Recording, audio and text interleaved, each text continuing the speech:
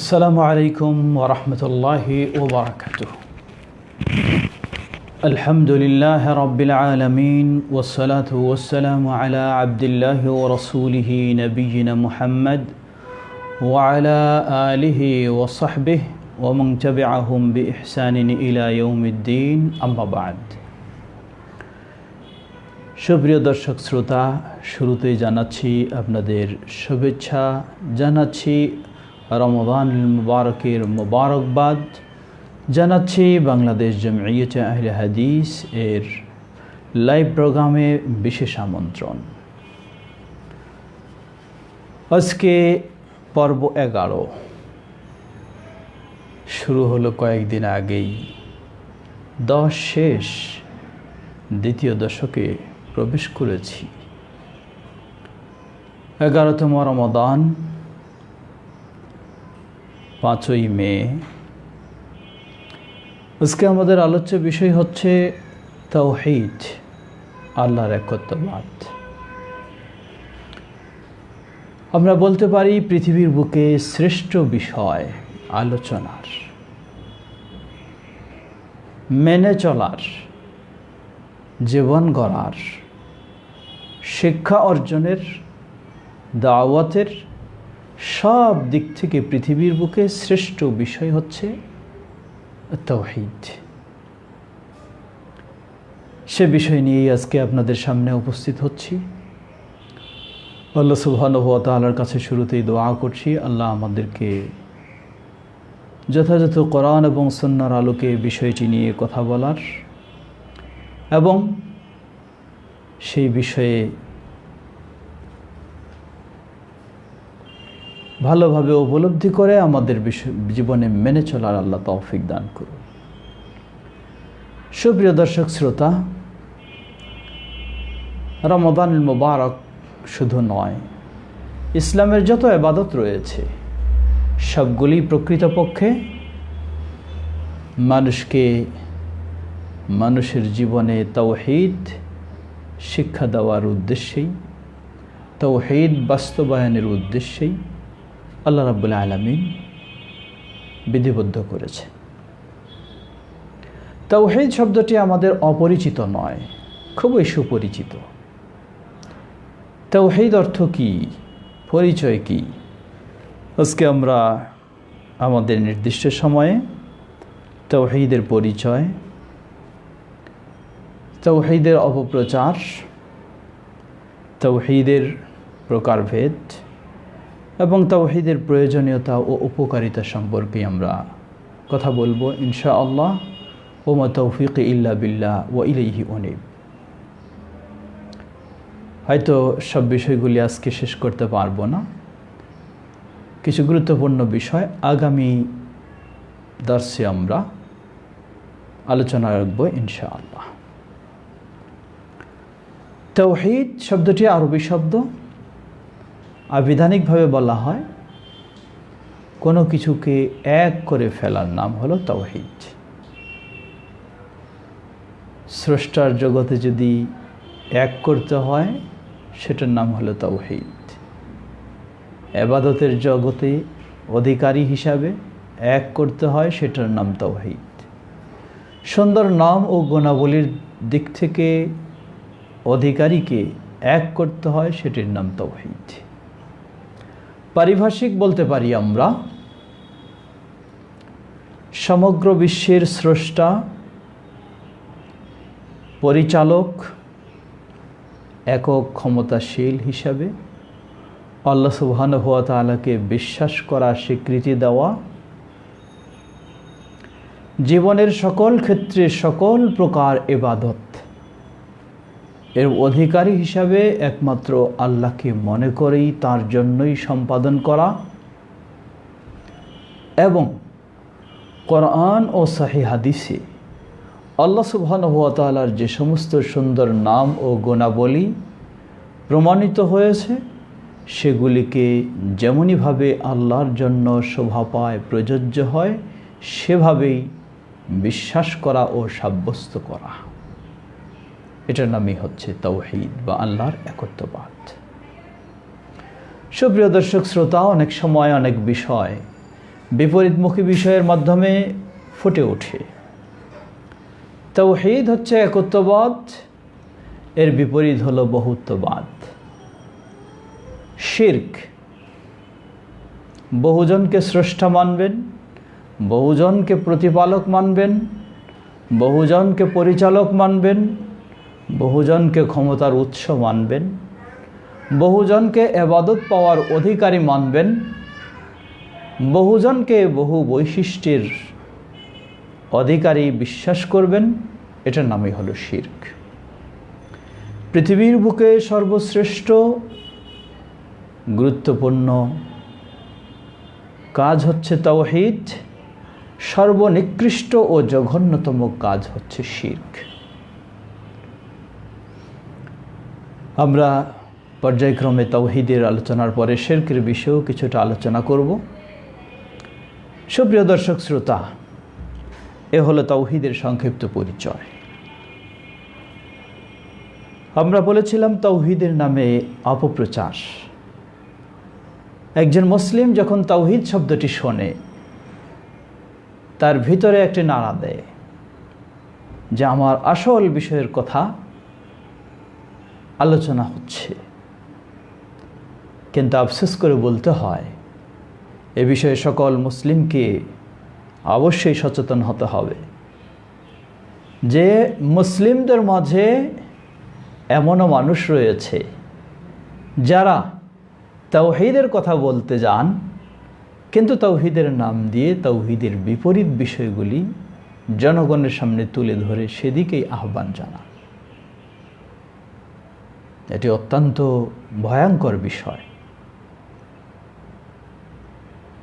যেমন বলা যেতে পারে, একজন ক্ষুধার্ত মানুষকে খাওয়ার প্রলোভন দেখিয়ে বাড়িতে নিয়ে তাকে হত্যা করা। একজন ক্ষুধার্ত অসহায় মানুষকে সহায়তা দেওয়ার প্রলোভন দিয়ে বাড়িতে নিয়ে তাকে হত্যা করা,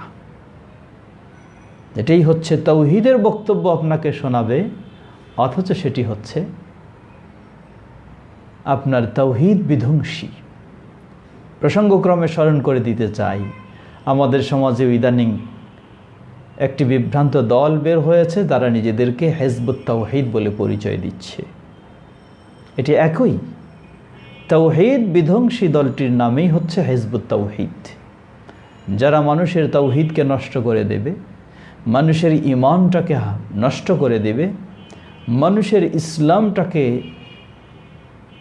ভিন্নভাবে কেড়ে নেবে, এরাই হচ্ছে হিজবুত তাওহীদ। সুতরাং সকলের এই বিষয়ে সতর্ক অবশ্যই হতে হবে। সুপ্রিয় দর্শক শ্রোতা, আমরা বলছিলাম তাওহীদের নামে ধোঁকা। তেমনইভাবে ইসলামের ইতিহাসে একটি দল, নাম হলো জাহমিয়া। তারাও তাওহীদের আলোচনা করবে, কিন্তু তাদের তাওহীদ দ্বারা উদ্দেশ্য হলো আল্লাহ সুবহানাহু ওয়া তাআলাকে নিরাকার বলে সাব্যস্ত করা, আল্লাহ সুবহানাহু ওয়া তাআলার নাম ও গুণাবলী বৈশিষ্ট্য সবগুলিকে অস্বীকার করা। এটা হলো তাদের তাওহীদ দ্বারা উদ্দেশ্য। তারা বলে যে তাওহীদ শুধু বিবেকে, ব্রেনে একটা ধারণা থাকবে যে আল্লাহ আছেন, এটাই আল্লাহর তাওহীদ, আর কিছু নয়। লা হাওলা ওয়ালা কুওয়াতা ইল্লা বিল্লাহ। আরেক শ্রেণী সুফিবাদের চরমপন্থী যারা, তাদের কাছে তাওহীদ হলো ওয়াহদাতুল উজুদ। এর ব্যাখ্যা বিভিন্ন রকম, সেদিকে আমরা অত ডিটেলস যাচ্ছি না। তাদের একটি দৃষ্টিকোণ হলো তাওহীদ অর্থ হলো যাকেই দেখবে সেটাকেই আল্লাহ মনে করবে। নাউজুবিল্লাহ। যাকেই দেখবে সেটাই আল্লাহ। এমনকি তাদের মুর্শিদ মনসুর হেল্লাজ, তিনি নিজেকে এক পর্যায়ে আনাল হক, আমি আল্লাহ বলে দাবি করে বসেছে। নাউজুবিল্লাহ, নাউজুবিল্লাহ। এটাই হলো চরমপন্থী সুফিবাদীদের কাছে তাওহীদ। এইসব মানুষেরা আপনার সামনে তাওহীদের বক্তব্য দিবে, আপনি ভাববেন যে আমার আসল বিষয় নিয়েই কথা বলছে, সবচেয়ে গুরুত্বপূর্ণ বিষয় নিয়ে। বাস্তবে আপনার আসল বিষয়টাকে কোরবানি করে দিচ্ছে। অতএব আমাদের সেক্ষেত্রে সচেতন হতে হবে। তৃতীয় আরেকটি দল, যারা ইসলামের ইতিহাসে মুতাজিলা বলে পরিচিত। মুতাজিলাদের নিকট তাওহীদ হলো নফিউ আস-সিফাত। আল্লাহ সুবহানাহু ওয়া তাআলার যে সুন্দর গুণাবলী রয়েছে, এগুলিকে অস্বীকার করার নামই হলো তাদের কাছে তাওহীদ। তাদের ধারণা হলো যে আল্লাহ সুবহানাহু ওয়া তাআলার এই গুণাবলীকে সাব্যস্ত করতে গেলে আল্লাহর সাথে শিরক হয়ে যায়, তাই এগুলিকে অস্বীকার করার নামই হলো তাওহীদ। তারা বলে আল্লাহ সুবহানাহু ওয়া তাআলার একটি নাম রহিম, এটি নাম মাত্র, কিন্তু দয়া বলে আল্লাহর কোনো গুণ নেই। নাউযুবিল্লাহ। আল্লাহর একটি নাম আলিম, এটি নাম বটে, কিন্তু ইলম জ্ঞান বলতে আল্লাহর কোনো বৈশিষ্ট্য নেই। এ হলো তাদের তাওহীদ। এজন্য তারা আহলে সুন্নাহ ওয়াল জামাআহ, যারা আল্লাহর এই গুণাবলীকে কোরআন এবং সুন্নাহর আলোকে সাব্যস্ত করেছেন, তারা তাদেরকে মুশরিক বলে থাকে। লা হাওলা ওয়ালা কুওয়াতা ইল্লা বিল্লাহ। সুপ্রিয় দর্শক শ্রোতা, সুতরাং আমাদেরকে তাওহীদের অবশ্যই আমরা গুরুত্ব দেব, তাওহীদের আমরা কথা বলবো, তাওহীদের আমরা আলোচনা করব, কিন্তু তাওহীদের নামে যেন কেউ ধোঁকা আপনাকে না দিতে পারে, সেক্ষেত্রে সচেতন থাকতে হবে। আল্লাহ আমাদের সঠিকভাবে তাওহীদ জানার, বোঝার এবং জীবনে মেনে চলার তৌফিক দান করুন। আর যারা এই ক্ষেত্রে বিভ্রান্তিতে রয়েছে, আল্লাহ তাদেরকে সঠিক তাওহীদের পথে হেদায়েত দান করুন। আসুন এ পর্যায়ে যা আমরা তাওহীদের প্রকারভেদ। তাওহীদ এর প্রকারভেদ নিয়ে কিছু কথা রয়েছে। কেউ কোরআন এবং সুন্নাহর গবেষণার আলোকে তাওহীদের প্রকারভেদ বের করেছেন, বিষয়টিকে সুন্দরভাবে উপস্থাপন ও বোঝার জন্য, মানার জন্য। আবার কেউ এটি নিয়ে প্রতিবাদ করেছেন। কেউ তাওহীদকে দুই ভাগে বিভক্ত করেছেন, কেউ তাওহীদকে 3 প্রকারে বিভক্ত করেছেন। আমরা বলেছি এটি শুধু মানুষকে তাওহীদের বিষয়টা হুবহু সঠিক বুঝ দেওয়ার জন্য, যাতে তাওহীদের কোনো সাইড বাকি না থাকে, ছুটে না যায়, তাওহীদের সকল দিকগুলি ফুটে উঠে পরিষ্কার হয়, বুঝতে পারি। এজন্যই তাওহীদকে এভাবে প্রকার বিভক্ত করে আলোচনা করা, উপস্থাপন করা। এক শ্রেণীর মানুষেরা বলে যে তাওহীদ যে 3 প্রকার। আহলুল ইলমগণ কোরআন সুন্নাহর আলোকে বলেছেন 3 প্রকার। এক শ্রেণীর আলেমগণ বলেন এই 2 বা 3 প্রকার বিভক্তকরণ এটাও একটি বেদাত, কারণ কোথাও কোরআন এবং সুন্নাহ এইভাবে উল্লেখ নেই সংখ্যা। আমরা বলবো যে তাদের এই কথাটা না বোঝার কারণে তারা বলেন, কোরআন এবং সুন্নাহকে উপলব্ধি না করার কারণেই তারা এভাবে বলছে। আমরা যদি কোরআনুল কারীম লক্ষ্য করি, তাহলে দেখা যাবে যে এই তাওহীদের বিভক্তিগুলি কোরআন সুন্নায় স্পষ্টভাবে প্রমাণিত হয়। উদাহরণস্বরূপ কোরআনুল কারীমের প্রথম সূরা, আগে আমরা বলে দেই তাওহীদ 3 প্রকার, সেগুলি কি? তাওহীদ 3 প্রকার। প্রথম প্রকার হচ্ছে তাওহীদুর রুবুবিয়্যাহ। প্রতিপালনের ক্ষেত্রে আল্লাহ সুবহানাহু ওয়া তাআলার একত্ববাদ। তিনি একমাত্র স্রষ্টা, তিনি একমাত্র সব কিছুর মালিক, তিনি একমাত্র সব কিছুর পরিচালক, তিনি একমাত্র সব কিছুর রিজিকদাতা, সব কিছুর একক অধিকারী। এটিকে বলা হয় তাওহীদ আর রুবুবিয়্যাহ। দ্বিতীয় প্রকার তাওহীদু আল উলুহিয়্যাহ ওয়াল ইবাদাহ। ইবাদতের ক্ষেত্রে আল্লাহ সুবহানাহু ওয়া তাআলার একত্ববাদ। ইবাদতের ক্ষেত্রে আল্লাহ সুবহানাহু ওয়া তাআলার তাওহীদ। জীবনের যত রকমের ইবাদত রয়েছে সবগুলি শুধু একজনের জন্যই করব, সেই আল্লাহ সুবহানাহু ওয়া তাআলার জন্য। এটি হলো ইবাদতের ক্ষেত্রে তাওহীদ। আবেদন নিবেদন, দোয়া, প্রার্থনা যা কিছু রয়েছে সব শুধু একজনের কাছেই। এটির নাম হলো তাওহীদুল উলুহিয়্যা ওয়াল ইবাদা, ইবাদতের ক্ষেত্রে তাওহীদ।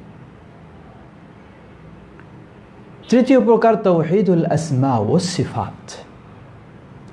আল্লাহ সুবহানাহু ওয়া তাআলার কোরআন এবং সুন্নায় যেই সুন্দর পরিচয় তিনি নিজেই দিয়েছেন, সুন্দর নাম, সুন্দর গুণাবলী, সেগুলিকে তাঁর জন্য যথাযথভাবে সাব্যস্ত করা, বিশ্বাস করা, মেনে নেওয়া, এটার নাম হলো তাওহীদুল আসমা ও সিফাত। সুন্দর নাম ও গুণাবলীর ক্ষেত্রে আল্লাহর একত্ববাদ। সুপ্রিয় দর্শক শ্রোতা, আসুন কিভাবে আমরা এই তিন প্রকার বিভক্তি পেলাম। আমরা যদি লক্ষ্য করি, কোরআনুল কারীমের প্রথম সূরা সূরাতুল ফাতিহা, বিসমিল্লাহির রহমানির রহিমের পরেই আপনি পড়ুন আলহামদুলিল্লাহি রাব্বিল আলামিন। সকল প্রশংসা কার জন্য? একমাত্র আল্লাহর জন্য। কে তিনি? রাব্বুল আলামিন, গোটা বিশ্বের যিনি স্রষ্টা, মালিক, পরিচালক, একক অধিকারী, গোটা বিশ্বের সত্যি নিয়ন্ত্রক যে একমাত্র আল্লাহ। এই পরিস্থিতিতে আমরা সেটি সকলেই অনুভব করছি। সুবহানাল্লাহ, সুবহানাল্লাহ। করোনা ভাইরাসের ভয়াবহ পরিস্থিতিতে সকলেই অনুভব করছি গোটা পৃথিবীর নিয়ন্ত্রক হলেন একমাত্র আল্লাহ সুবহানাহু ওয়া তাআলা, কোনো মোড়ল নয়। সুপ্রিয় দর্শক শ্রোতা, এই আয়াত আমাদেরকে স্মরণ করে দিচ্ছে গোটা বিশ্বের প্রতিপালক, প্রতিপালনের দিক থেকে আল্লাহ সুবহানাহু ওয়া তাআলার একত্ববাদ। আর রহমানির রহিম, মালিক ইয়াউমিদ্দিন, তিনি হলেন রহমান, তিনি হলেন রহিম, তিনি হলেন মালিক। এই সবগুলি প্রমাণ করে আল্লাহ সুবহানাহু ওয়া তাআলার সুন্দর নাম ও গুণাবলী। নাম ও গুণাবলীর ক্ষেত্রে আল্লাহ সুবহানাহু ওয়া তাআলার তাওহীদ বা একত্ববাদ, এটি আরেক প্রকার। ইয়াকা না'বুদু ওয়া ইয়াকা নাস্তাঈন, হে আল্লাহ, আমরা শুধু তোমারই ইবাদত করি এবং তোমার কাছেই সাহায্য প্রার্থনা করি। সুবহানাল্লাহ, এটি হলো আরেক প্রকার। সকল ইবাদত হবে একমাত্র আল্লাহর জন্য, আবেদন নিবেদন হবে শুধুমাত্র আল্লাহর কাছে। এটি হচ্ছে সেই তাওহীদ, সেই প্রকার। তাহলে এই সূরা ফাতিহাতেই আপনি সেই তিন প্রকারের পরিচয় পাচ্ছেন। এভাবে গোটা কোরআনে খুঁজুন, অসংখ্য অগণিত পরিচয় পাবেন। শেষ সূরায় চলে যাই, সূরা আন-নাস। আল্লাহ রাব্বুল আলামিন প্রথমেই বললেন কুল আউযু বিরাব্বিন নাস, বলো আমি আশ্রয় চাচ্ছি মানব জাতির রবের কাছে, মানব জাতির প্রতিপালকের কাছে। এটি হলো তাওহীদুর রুবুবিয়্যাহ, প্রতিপালনের দিক থেকে আল্লাহর একত্ববাদ। মালিকিন নাস, আশ্রয় চাচ্ছি মানব জাতির যিনি মালিক তার কাছে। এটি আল্লাহর একটি নাম এবং আল্লাহর একটি গুণ।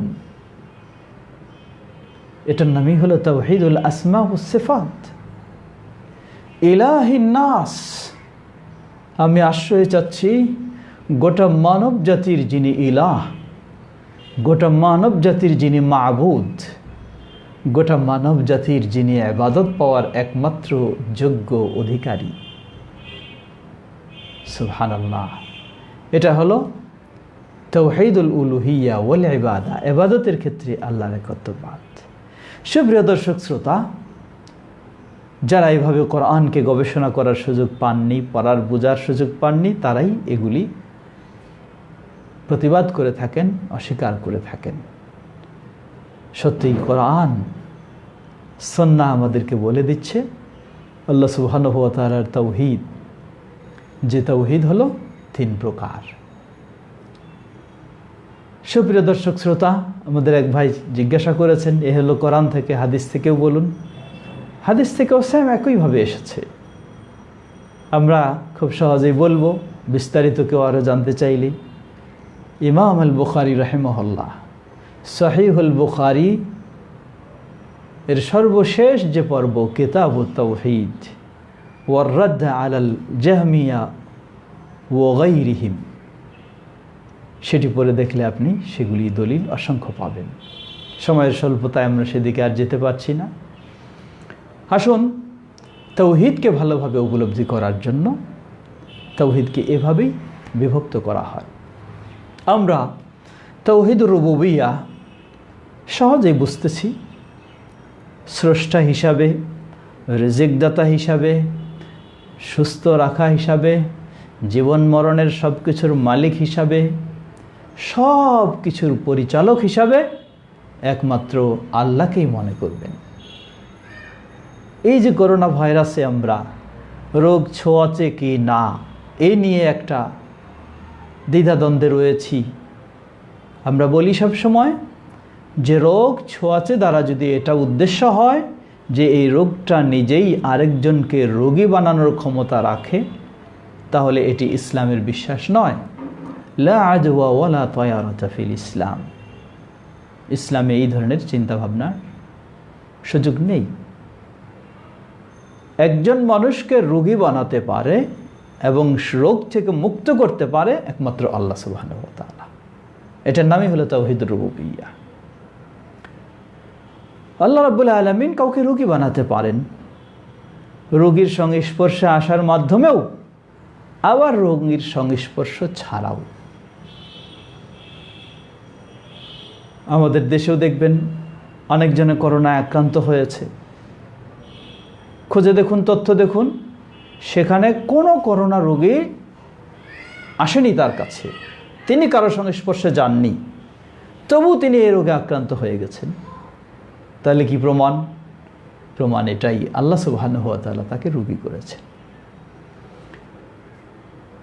তাওহীদুর রুবুবিয়্যাহ গোটা বিশ্বের বিধানদাতা পরিচালনার জন্য, এটি হলো তাওহীদুর রুবুবিয়্যাহর বিষয়। যিনি স্রষ্টা, আলা লাহুল খালকু ওয়াল আমর, যিনি সৃষ্টি করেন তিনিই তো বিধান দিতে পারেন। আমরা এই কম্পিউটার কিভাবে চলবে না চলবে এই নীতিমালা কে দিবেন? আমি? আপনি? না, কখনো সম্ভব নয়। যিনি এই কম্পিউটারটা আবিষ্কার করলেন তিনি এর নীতিমালা দিবেন। তো মানব জাতিকে, গোটা বিশ্বকে সৃষ্টি করলেন আল্লাহ সুবহানাহু ওয়া তাআলা। কিভাবে এই বিশ্ব সুন্দরভাবে চলবে, মানুষেরা নিরাপদে চলবে, এর বিধিবিধান তো দিবেন তিনি। এটি হলো আলা লাহুল খালকু ওয়াল আমর, বিধান সৃষ্টি যার, বিধান তার। এটাই তাওহীদুর রুবুবিয়্যাহ। যদি অন্যের বিধান আমরা নিয়ে ফেলি তাহলে সেখানে শিরকে লিপ্ত হয়ে যাব, তাওহীদ থেকে বের হয়ে যাব, ঈমান থেকে সরে যাব, ঈমান নষ্ট হয়ে যাবে। তাওহীদুল উলুহিয়্যা ওয়াল ইবাদাহ, ইবাদতের ক্ষেত্রে তাওহীদ, এটি অত্যন্ত গুরুত্বপূর্ণ বিষয়। বহু মুসলিম রয়েছেন এই বিষয়টি ভালোভাবে না বোঝার কারণে তারা শিরকে লিপ্ত হয়ে যায়। আল্লাহ সুবহানাহু ওয়া তাআলা কোরআনুল কারীমে অসংখ্য নির্দেশনা দিয়েছেন। নবী সাল্লাল্লাহু আলাইহি ওয়াসাল্লামের হাদিসেও এসেছে, যেমন হাদিসে কুদসিতে এসেছে। আগে একটু হাদিস বলি। নবী সাল্লাল্লাহু আলাইহি ওয়াসাল্লাম আল্লাহর অধিকার সম্পর্কে বলেছেন। তিনি বললেন, আতাদরুনা মা হাক্কুল্লাহি আলাল ইবাদ, তোমরা কি জানো বান্দার কাছে আল্লাহর কি অধিকার রয়েছে? তারা বললেন, না, জানি না, আল্লাহ এবং তার রাসূলই ভালো জানেন। নবী সাল্লাল্লাহু আলাইহি ওয়াসাল্লাম বললেন, হাক্কুল্লাহ আলাল ইবাদ, হাক্কুল্লাহ আলাল ইবাদ আইয়াবুদুহু ওয়া লা ইউশরিকু বিহি শাইআ। বান্দার উপর আল্লাহর অধিকার হলো বান্দারা একমাত্র আল্লাহর ইবাদত করবে, তার দাসত্বগিরি করবে। ওয়া লা ইউশরিকু বিহি শাইআ, তার সাথে কাউকে শরীক করবে না। এটা হলো আল্লাহর হক। বলবেন কেন? এজন্যই আপনাকে সৃষ্টি করেছেন যিনি, আপনাকে জীবিত রেখেছেন যিনি, আপনাকে চলার সুযোগ করে দিয়েছেন যিনি, আপনাকে বলার সুযোগ করে দিয়েছেন যিনি, আপনার সব কিছুর নিয়ন্ত্রণ যার হাতে, আপনি তো তারই দাসত্বগিরি করবেন। আজকে দেখুন বিশ্বের যারা মোড়লগিরি করছেন, প্রেসিডেন্ট, প্রধানমন্ত্রী, আরও যত ক্ষমতার মানুষ বলুন, কার এই ক্ষমতা রয়েছে? নিজের বডিটাকে নিয়ন্ত্রণে রাখারও তো কারো ক্ষমতা নেই। আপনাকে যদি এখন এই আপনি করোনা ভাইরাসে আক্রান্ত হন, আপনার বডি আপনার কথা শুনবে না, ফেল, আপনি অক্ষম। হতে পারেন আপনি প্রেসিডেন্ট, হতে পারেন প্রধানমন্ত্রী, হতে পারেন আরও বড় ক্ষমতাশীল, থাকতে পারে আপনার হাতে অনেক শক্তিশালী কিছু, কিন্তু আপনি নিজের বডির কাছেও অক্ষম, অপারগ। এটাও নিয়ন্ত্রণের বাইরে। আপনার দেহ পচে যাচ্ছে বা আরও কিছু হচ্ছে, করার কিছুই নেই আপনার। সুবহানাল্লাহ, সব নিয়ন্ত্রণ একমাত্র আল্লাহ সুবহানাহু ওয়া তাআলার। সব নিয়ন্ত্রণ যেখানে আল্লাহর, সুতরাং কেন সেখানে আল্লাহ সুবহানাহু ওয়া তাআলাকে মেনে নেব না? সুপ্রিয় দর্শক শ্রোতা, তাই জীবনের সকল ইবাদত হবে একমাত্র আল্লাহ সুবহানাহু ওয়া তাআলার জন্য। আমরা যেন আমাদের জীবনের সকল ইবাদতগুলি আল্লাহ সুবহানাহু ওয়া তাআলার জন্যই বাস্তবায়ন করতে পারি। আল্লাহ আমাদের সবাইকে সে তৌফিক দান করুন। আমাদের বেশ কিছু প্রশ্ন এসেছে, গতকালকের বেশ প্রশ্ন রয়েছে, আজকেরও অনেকগুলি প্রশ্ন এসে গেছে। তাই আমরা তাওহীদুল উলুহিয়া ওয়াল ইবাদা এর আলোচনায় ছিলাম। বাকি অংশ আগামী দিনে এবং তাওহীদের প্রয়োজনীয়তা, উপকারিতা, সে সম্পর্কে আগামী দিনে আমরা যাব ইনশাআল্লাহ। আজকে আমরা এখন গতকালকের বেশ কিছু জিজ্ঞাসা সেগুলি এবং সময় সুযোগ হলে আজকের জিজ্ঞাসা সেগুলিতে যাব ইনশাআল্লাহ। গতকালকে আমাদের এক ভাই জিজ্ঞাসা করেছিলেন, শেখ, হালাল হারাম যদি সুস্পষ্ট হয় তবে মাকরুহ এর বিধান কি? এটা কি হারাম নাকি হালালের অন্তর্ভুক্ত? অনেকেই বিভিন্ন হারাম কাজ মাকরুহ ফতোয়া দিচ্ছে। জবাব, আল্লাহ রাসূল সাল্লাল্লাহু আলাইহি ওয়াসাল্লাম বলেন, ইন্নাল হালালা বায়্যিনুন ওয়াল হারামা বায়্যিনুন। হালাল স্পষ্ট, হারামও স্পষ্ট। ও বাইনাহুমা উমুরুন মুশতাবাহাত। হালাল হারামের মাঝে কতগুলি বিষয় রয়েছে যেগুলি অস্পষ্ট। তো যেগুলি অস্পষ্ট কিছু বিষয় রয়েছে, কিন্তু বিষয়গুলি খুব একটা কল্যাণকর মনে হয় না, উপযোগী মনে হয় না, ভালো মনে হয় না, তাই সেগুলিকে মাকরুহ বলা হয়। মাকরুহ শব্দের অর্থ হলো অপছন্দনীয়। আলেম সমাজ এটাকে আবার দুই ভাগ করেছেন। কতগুলি অপছন্দ বিষয় হারামের মধ্যে অন্তর্ভুক্ত, আবার কতগুলি অপছন্দনীয় বিষয় হালালের মধ্যে, কিন্তু বর্জন করাটাই হলো ভালো। উদাহরণস্বরূপ আল্লাহ সুবহানাহু ওয়া তাআলা বললেন, ওয়ালা ইয়াগতাব বা'দুকুম বা'দা আইয়ুহিব্বু আহাদুকুম আন ইয়াকুলা লাহমা আখিহি মাইতাতান ফাকারিহতুমুহ। তোমাদের কেউ যেন একে অপরের পরনিন্দা গীবতে জড়িয়ে না যায়। কেউ কি পছন্দ করে যে সে তার মৃত ভাইয়ের গোশত ভক্ষণ করবে? ফাকারিহতুমুহ, তোমরা এটাকে অপছন্দ করো। এখানে আল্লাহ সুবহানাহু ওয়া তাআলা অপছন্দের শব্দ ব্যবহার করেছেন, কিন্তু কাজটি সম্পূর্ণ হারাম।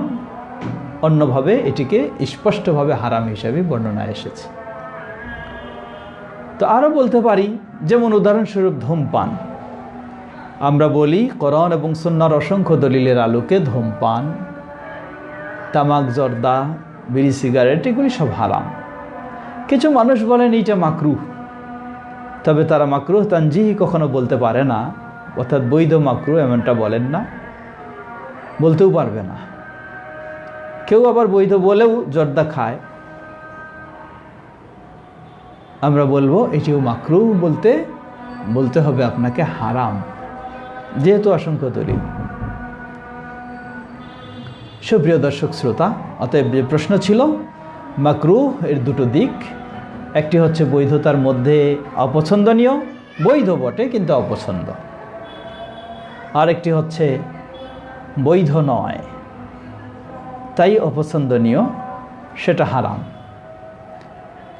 দ্বিতীয় প্রশ্ন করেছেন আমাদের ভাই শাহাদাত, তিনি বলেছেন ওয়ালাইকুম আসসালাম রহমতুল্লাহ বারাকাতু, কোনো মসজিদে দেখা যায় ইমাম ফরজ সালাতে সূরা বাকারার, এটা গতদিনকে আমরা জবাব দিয়েছি। আরেক ভাই প্রশ্ন করেছেন সাল্লু কামা রাআইতুমুনি উসাল্লি, কালকে আমরা সালাত বিষয়ে আলোচনা করেছিলাম। সাল্লু কামা রাআইতুমুনি উসাল্লি, আমাদের প্রশ্ন করেছেন ভাই মোহাম্মদ নাইমুল হোসাইন চৌধুরী, যে হাদিসটির অর্থ হলো রাসূল সাল্লাল্লাহু আলাইহি ওয়াসাল্লাম বলেছেন তোমরা সেভাবে সালাত আদায় করো যেভাবে আমাকে আদায় করতে দেখেছ। তাহলে রাসূল সাল্লাল্লাহু আলাইহি ওয়াসাল্লাম যেভাবে সালাত আদায় করতেন আমরা বেশিরভাগই সেভাবে করি না, আমাদের কি উপায় হবে? জবাব, রাসূল সাল্লাল্লাহু আলাইহি ওয়াসাল্লাম যেভাবে করতে বলেছেন সেভাবে যদি আমরা না করি উপায় কি হবে? রাসূল সাল্লাল্লাহু আলাইহি ওয়াসাল্লামই আরেক হাদিসে বলে দিয়েছেন।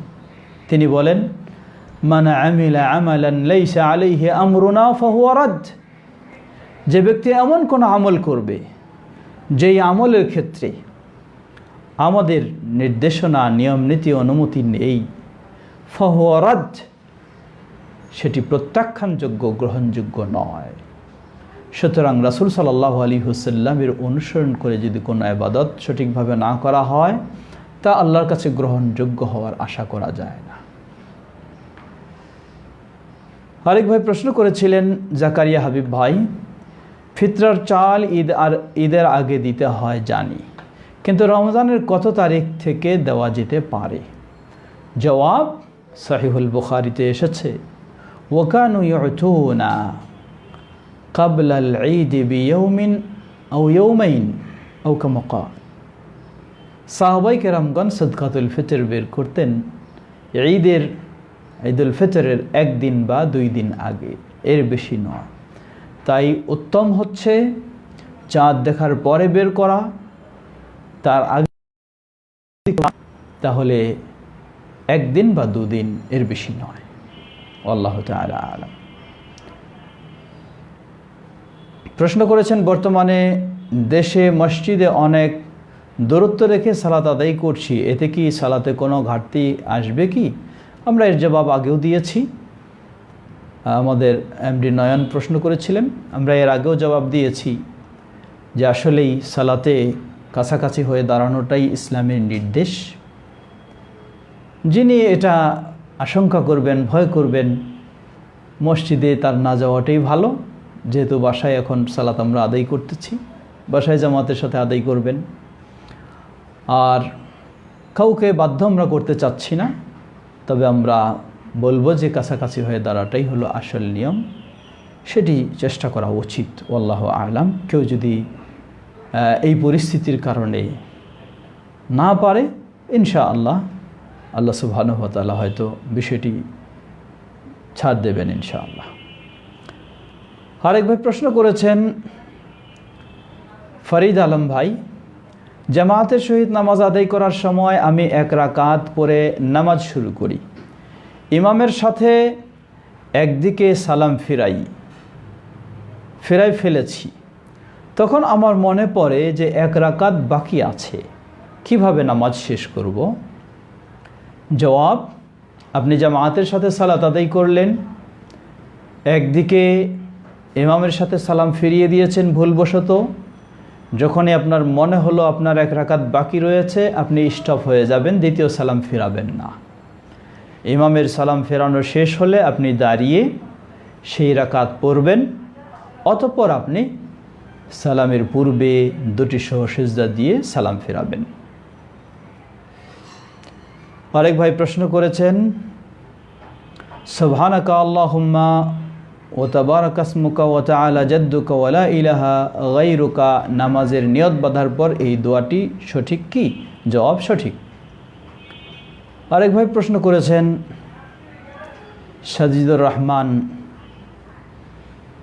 তিনি বলছেন হানাফি মাযহাবের কিছু আলেম বলেন নাসিরউদ্দিন আলবানী নাকি ইমাম বুখারীকে অমুসলিম বলেছে, এ ব্যাপারে জানতে চাই। আমরা গতকালকে বলেছি এটি একটি মিথ্যা অপবাদ ছাড়া কিছুই নয়।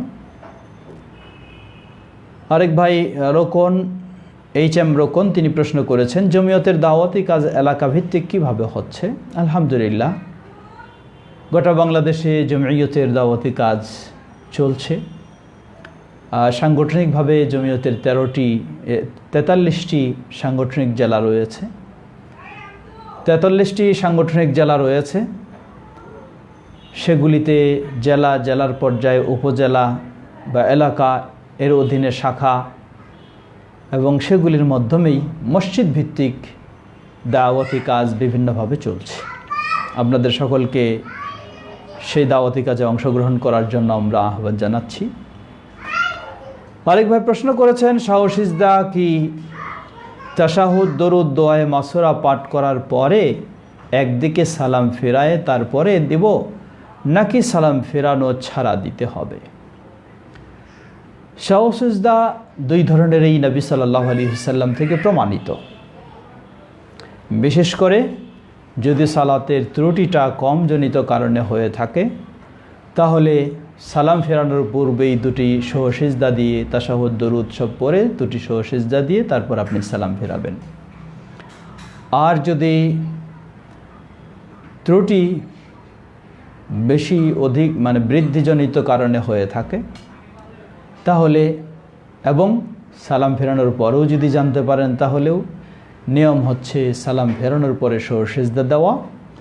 আপনি তাশাহুদ দরুদ সব কিছু পড়ে দুই পার্শ্বেই সালাম ফেরাবেন, অতঃপর দুটি সহসিজদা দিয়ে তারপরেই আর কোনো তাশাহুদ দরুদ না পড়ে আপনি দুই পার্শ্বে সালাম ফেরাবেন। এই দুভাবেই নবী সাল্লাল্লাহু আলাইহি ওয়াসাল্লাম থেকে এসেছে। প্রচলিত সমাজে যে নিয়মটি রয়েছে শুধু একদিকে, এমনটি বর্ণনায় পাওয়া যায় না। আল্লাহু আ'লাম। আরেক ভাই আমাদের প্রশ্ন করেছেন জোহর, মাগরিব ও এশা এর ফরজ নামাজের পরে যে 2 রাকাত নফল নামাজ আছে, এগুলি কি নবী সাল্লাল্লাহু আলাইহি ওয়াসাল্লাম পড়েছিলেন। জবাব, জোহরের পরে 2 রাকাত সুন্নাত নবী সাল্লাল্লাহু আলাইহি ওয়াসাল্লাম থেকে প্রমাণিত, মাগরিবের পরে 2 রাকাত প্রমাণিত, এশার পরেও 2 রাকাত প্রমাণিত। ফরজ নামাজের পরে যে 2 রাকাত, হ্যাঁ, এটি অবশ্যই প্রমাণিত। সেই হাদিসে নবী সাল্লাল্লাহু আলাইহি ওয়াসাল্লাম বলেন যে ব্যক্তি দিনরাত 24 ঘন্টায় 12 রাকাত, কোন বর্ণনা এসেছে 10 রাকাত সালাত আদায় করবে, আল্লাহ সুবহানাহু ওয়া তাআলা এর বিনিময়ে তার জন্য জান্নাতে একটি অট্টালিকা তৈরি করে দেবেন। সুবহানাল্লাহ। সেই 10 রাকাত হচ্ছে 12 রাকাত হচ্ছে জোহরের পূর্বে, 4 হলে 12 হবে, আর 2 ধরলে 10 হবে। জোহরের পরে 2, মাগরিবের পরে 2, এশার পরে 2 এবং ফজরের পূর্বে। অত্যন্ত ফজিলতপূর্ণ, তা আমাদের পড়া উচিত। আরেক ভাই প্রশ্ন করেছেন, সেই প্রশ্নের জবাব আমরা দিয়েছি। গতকালকের প্রশ্ন আমরা শেষ করলাম। আজকে যে বিষয়গুলি এসেছে, সম্ভব অনুযায়ী আমাদের সময় প্রায় শেষের দিকে, কিছু জবাব আমরা দেওয়ার চেষ্টা করব। এক ভাই প্রশ্ন করেছেন শুধু গোসল করলে ওযু হয়ে যায়, কথাটা কি সঠিক। জবাব, শুধু গোসল করলেই ওযু হয়ে যায়, এ কথাটি ব্যাখ্যা সাপেক্ষ। অর্থাৎ কোনো ব্যক্তি যদি সুন্নতি পদ্ধতি অনুযায়ী ফরজ গোসল করে থাকে, তাহলে ওই ফরজ গোসলের মধ্যে তার ওযু ভঙ্গের কারণ না ঘটে, এই গোসলেই তার ওযুর জন্য যথেষ্ট হবে। অর্থাৎ প্রথমে সে সুন্দরভাবে ওযু করে নেবে, ওযু করার পর সমস্ত শরীর পানি ঢেলে গোসল করবে, কিন্তু গোসলের সময় কোনো ওযু ভঙ্গের কারণ ঘটবে না। মনে রাখবেন, ওযু ভঙ্গের একটি কারণ হলো কোনো আড়াল ছাড়া সরাসরি লজ্জাস্থানে হাত দিয়ে স্পর্শ হওয়া, এটি হলো ওযু ভঙ্গের কারণ। গোসলের মাঝে যদি এটি ঘটে, তাহলে ওই গোসল দিয়ে ওযুর যথেষ্ট হবে না। আর এ ধরনের যদি না হয়, তাহলে আপনার সেটাই ওযুর জন্য যথেষ্ট হবে, আপনি এই গোসলের পরেই সালাত আদায় করতে পারবেন, অসুবিধা নেই। এভাবে না হলে আপনাকে অবশ্যই ওযু করতে হবে এবং ওযু করে সালাত আদায় করতে হবে। আরেক ভাই আমাদের প্রশ্ন করেছেন, ওয়ালাইকুম আসসালাম রহমতুল্লাহ বারাকাতুহু। আমাদের সমাজে দেখা যায় যে কিছু মানুষ জানের বদলে জান সদকা দেয়, অর্থাৎ কেউ অসুস্থ থেকে সুস্থ হলে বা বড় কোনো বিপদ থেকে বেঁচে গেলে তার জন্য মুরগি, ছাগল ইত্যাদি সদকা দেয়। কোরআন ও হাদিসের আলোকে কাজটি কি সঠিক? জবাব, জানের বদলে জান সদকা দেওয়া, এগুলি পরিভাষাগত কিছু ভুল রয়েছে অবশ্যই। তবে মনে রাখতে হবে, যদি কেউ এই ধরনের মনে করে যে আল্লাহ আমাকে বাঁচালেন তাই আমি আরেকটা জান সদকা দেই, এমন মনে করা উচিত নয়। দান সদকা ভালো বিষয়, সদকার মাধ্যমে বিপদ থেকে আল্লাহ সুবহানাহু ওয়া তাআলা মুক্তি দেন এমন প্রমাণ সহিভাবে রয়েছে। তবে মানত যেগুলি হয়ে থাকে সেগুলি যদিও শরীয়ত সম্মত, তবে শরীয়তে সেটাকে নিরুৎসাহিত করা হয়েছে। তবে এই ধরনের বিষয়গুলি অসুবিধা নেই, দিতে পারে। তবে মনে রাখতে হবে এই সাদকা যেন কোনো মাজারে না হয়, কোনো কবরে না হয়। এই সাদকা হবে শুধু আল্লাহ সুবহানাহু ওয়া তাআলাকে সন্তুষ্ট করার জন্য, আল্লাহ রাব্বুল আলামিনকে খুশি করার জন্য এবং আল্লাহ রাব্বুল আলামিনের সঠিক শরীয়তের পদ্ধতি অনুযায়ী। আরেক ভাই আমাদের প্রশ্ন করেছেন, আমাদের ভাই ইলিয়াস, যাকাতুল ফিতরা কি দিয়ে দিবে? যাকাতুল ফিতরা আমরা এর আগেও বলেছি, খাদ্য দিয়ে দেবে। এ বিষয় নিয়ে আমরা বিস্তারিত আলোচনা করব শেষের দিকে ইনশাআল্লাহ। আমাদের সময় প্রায় শেষের দিকে। সর্বশেষ প্রশ্ন, আমাদের ভাই প্রশ্ন করেছেন, মসজিদের মাইকে কি গ্রামে আগুন লাগার খবর প্রচার করা যাবে? কতগুলি বিষয় বিবেচনা করতে হয়। গ্রামে আগুন লাগালে মসজিদের মাইকে যদি মানুষকে সহযোগিতার জন্য এগিয়ে আসার আহ্বান জানানো হয়, এটা আসলে ফতোয়ার অনেক সময় প্রয়োজন হয় না। অনেকগুলি বিষয় রয়েছে মসজিদের মাইক দিয়ে সেগুলি করা উচিত নয়, যেগুলি সমাজে কিছু কিছু হয়ে থাকে। কিন্তু এই যে প্রশ্ন করেছেন এটিতে অসুবিধা নেই, আল্লাহু তাআলা আলাম। ভয়াবহ বিপদের সময় বিকল্প হতেই পারে। প্রশ্ন করেছেন আমাদের ভাই যে আপনার সালাত সম্পর্কিত বই কবে পাবো? সালাতের বই আপনি পাবেন, সেটি আল খায়র পাবলিকেশনস থেকে সংগ্রহ করে নিতে পারবেন, বিভিন্ন জায়গায় পাওয়া যায়। জাযাকুমুল্লাহ খায়র। আজকে আমরা সর্বশেষ এই প্রশ্ন, ফজরের আজানের আগে কি সুন্নত পড়া যাবে কি? জবাব, না।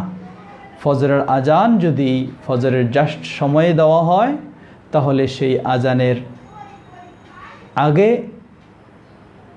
সুন্নত পড়া যাবে না, সেই সুন্নতের জন্যও আপনাকে সময় হতে হবে। আল্লাহু তাআলা আলাম। আজকে আমরা এখানে শেষ করছি। এতক্ষণ যাবৎ যে কথাগুলি আমরা শুনেছি সেগুলি যেন ভালোভাবে উপলব্ধি করে আমাদের জীবনে মেনে চলতে পারি, আল্লাহ আমাদের সেই তৌফিক দান করুন। আর যে প্রশ্নগুলি আজকে আমরা দিতে পারিনি, আগামীকালকে দেব সেগুলির জবাব ইনশাআল্লাহ। আল্লাহ আমাদের সবাইকে তার দিন ভালোভাবে মেনে চলার এবং দিনের পথে চলার, বিশেষ করে যে বিষয়ে আজকে আমরা সংক্ষিপ্ত আলোচনা শুনেছি তাওহীদ, সেই তাওহীদের বিষয়ে যেন আমরা ভালোভাবে আমাদের জীবনে শিক্ষা অর্জন করে তাওহীদের উপরে প্রতিষ্ঠিত হতে পারি, সকল প্রকার শিরক থেকে মুক্ত হতে পারি। আল্লাহ আমাদের সবাইকে সে তৌফিক দান করুন। আপনাদের সবাইকে মোবারকবাদ জানাচ্ছি বাংলাদেশ জমিয়ত আহলে হাদিসের পক্ষ থেকে, আমার পক্ষ থেকে এই লাইভ প্রোগ্রামে অংশগ্রহণ করার জন্য। আল্লাহ সবাইকে জাযায়ে খায়ের দান করুন। এই প্রোগ্রাম, এই আলোচনাগুলি আরও সকলের মাঝে বিস্তার ঘটার প্রচার করার জন্য আপনাদের সবাইকে আহ্বান জানাচ্ছি। আল্লাহ আমাদের সবাইকে ভালো কাজে ভূমিকা রাখার তৌফিক দান করুন। আমাদের মাঝে উপস্থিত অনুপস্থিত যারা অসুস্থ রয়েছেন সকলকে আল্লাহ পরিপূর্ণ সুস্থতা দান করুন। যারা বিপদগ্রস্ত আল্লাহ তাদেরকে বিপদ থেকে মুক্তি দান করুন। যারা দুনিয়া থেকে বিদায় নিয়ে চলে গেছেন আমাদের প্রিয়জন, বাবা মা, ভাই বোন, হে আল্লাহ তাদের ভুল ত্রুটি ক্ষমা করে তাদেরকে জান্নাতুল ফেরদাউস নসিব করুন। আর আমরা যেন দিনের উপরে থাকতে পারি, এই মহামারী বিপদ থেকে আল্লাহ আমাদেরকে রক্ষা করুন, আমাদের দেশকে রক্ষা করুন। ওয়া আখিরু দাওয়ানা আলহামদুলিল্লাহ রাব্বিল আলামিন। সুবহানাকা আল্লাহুম্মা ওয়া বিহামদিকা আশহাদু আল্লা ইলাহা ইল্লা আনতা আস্তাগফিরুকা ওয়া আতুবু ইলাইক। ওয়াসসালামু আলাইকুম ওয়া রাহমাতুল্লাহি ওয়া বারাকাতুহু।